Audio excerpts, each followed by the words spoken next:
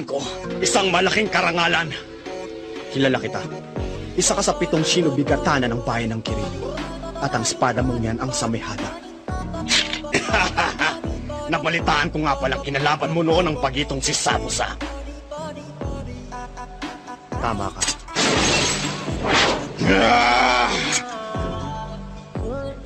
Parang gusto kitang tagtarin ng pinong-pino. Kisame, tumigil ka.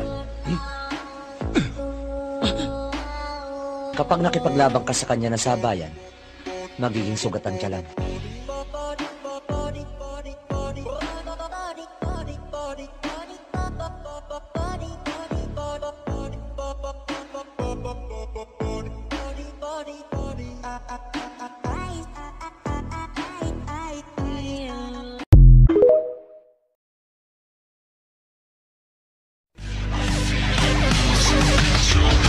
Huwag mong hahayaang mabulag ka sa mga kasinungalingan.